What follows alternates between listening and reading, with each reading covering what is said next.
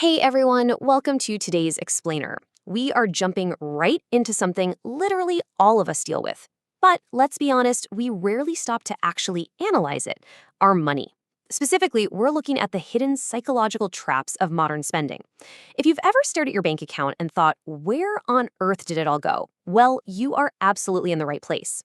We're going to unpack exactly how wealth quietly slips away, and more importantly, how we take it back. Think about your typical week for a second. Maybe you grab a coffee on the way to work. Later on, you treat yourself to some sleek new shoes. Maybe you finally upgrade your smartphone or impulsively book a quick weekend getaway online. In the exact moment you're buying all that stuff, none of it actually feels expensive, right? And that's because modern transactions are incredibly, almost dangerously, frictionless. It is just tap, swipe, click. You literally barely have time to process what's happening, let alone really feel the weight of the cost. But then, yeah, the inevitable happens. A few weeks go by and your credit card statement drops. You open up the app, look at the balance, and boom, the number staring back at you is a total shock.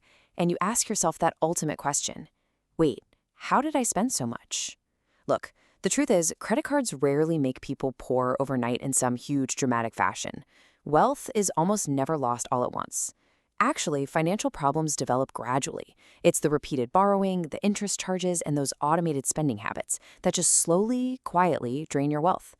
To see how this actually plays out, let's jump right into section 1, two very different spenders.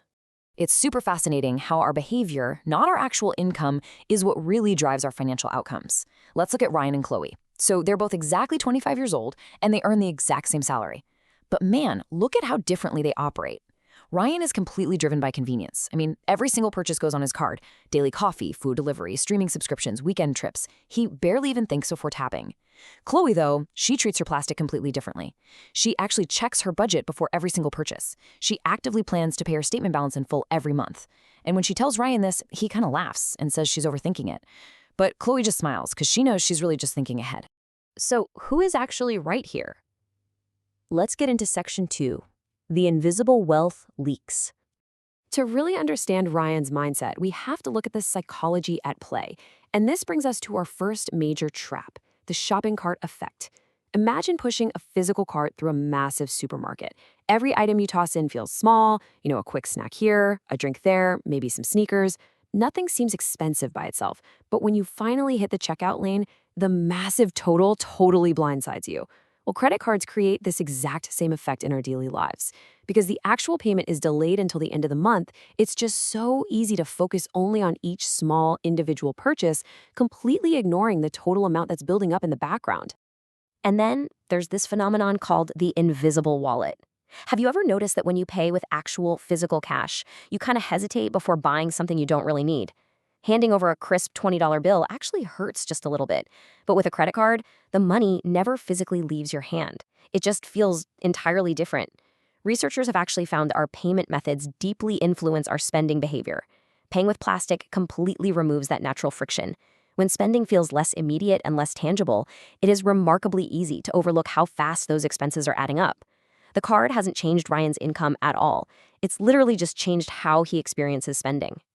So the really crucial point here is how these psychological traps form what we call tiny leaks. Imagine a small hole in a water bottle. Just one single drop escapes every minute. Seems totally harmless, right? But a few hours later, half the bottle is just gone. That is exactly what's happening to Ryan's finances. It's the monthly subscriptions he forgot to cancel, it's those quick impulse buys, the late-night online shopping, the annoying little convenience fees, and eventually, the interest charges. Drop by drop. Individually, these seem completely insignificant. But together, they are quietly emptying his savings. Which leads us to a dangerous tipping point. Here's section 3, borrowing from your future. Watch how this interest snowball actually builds. In month 1, Ryan realizes he can't pay his full credit card bill, so he just pays the minimum. But according to the card agreement, that remaining balance keeps accruing interest. So month 2 rolls around and he spends again. Now he owes for the new purchases plus the unpaid balance. By month 3, interest just keeps building on those unpaid balances. The debt is growing. And notice this, it's not because Ryan made one huge catastrophic mistake. It's because several small decisions just steadily accumulated over time. This is exactly where Chloe steps in with an incredibly profound observation. She asks Ryan what he actually thinks he's spending, and he says, "My paycheck." But Chloe corrects him with a hard truth. No, you aren't spending your paycheck. You're spending your future paycheck. When you carry a balance, borrowing literally shifts your future income toward paying for today's purchases. The more debt you carry forward, the less flexibility and freedom tomorrow's income is going to provide. And Ryan finally gets it. Debt isn't just about money, it's about time, and it's about giving up your future choices. But Ryan tries to defend his habits just one last time. He proudly claims, "But my card gives me cash back." Chloe wisely smiles and points out that sure, rewards can be valuable, but only if you already planned the purchase and pay your balance in full. A tiny $5 cashback reward doesn't ever justify buying something you didn't actually need in the first place. Spending extra money just to earn rewards, it rarely makes financial sense. Remember, rewards are a bonus. They're absolutely not a reason to spend. Luckily, this isn't the end of the road for Ryan. Let's look at section 4, changing habits, building wealth. Ryan finally understands the trap he's in, and he decides to make a real change. Here are the super practical steps he takes to rein it all in. Step 1, he starts meticulously tracking every single purchase. Step 2, he sets a strict monthly budget. Step 3, he goes straight into his phone and turns off all those tempting shopping notifications. And step 4, he commits to paying more than the minimum whenever possible. He actually starts using his credit card primarily for planned expenses. And month after month, his debt shrinks and his savings slowly grow. He literally transforms his card from a liability into a highly disciplined tool. So what are the results of all this discipline? Let's jump ahead 10 years. Compare Ryan at 25, convenience-driven, drowning in accumulating debt, to Ryan at 35. A decade later, he no longer carries expensive credit card debt. He pays his statement balance in full, he's built a really solid emergency fund, and he invests regularly. When he meets up with Chloe again, she points out something brilliant. She says, "You didn't change your card." And Ryan laughs because he knows she's right.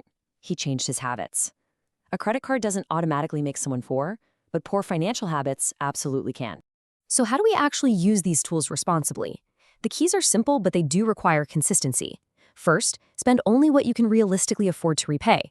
Second, you absolutely have to understand your card's interest rate and terms. Third, always aim to pay your statement balance in full whenever possible. And most importantly, never ever confuse available credit with available income. Which brings us to this incredibly empowering takeaway to wrap up our explainer today.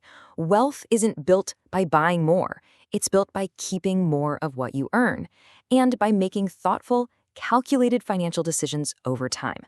If you let small, repeated purchases combine with high-interest debt, it's just going to slowly drain you. But if you take control, you keep your money working for you. Because one small financial habit today can truly shape your entire future for years to come. So I want to leave you with this final provocative question. What small financial habit will you change today? Take a hard look at your own spending this week, find your invisible leak, and plug it. Thank you so much for hanging out with me on this explainer. Keep learning, keep growing that wealth, and I'll catch you next time.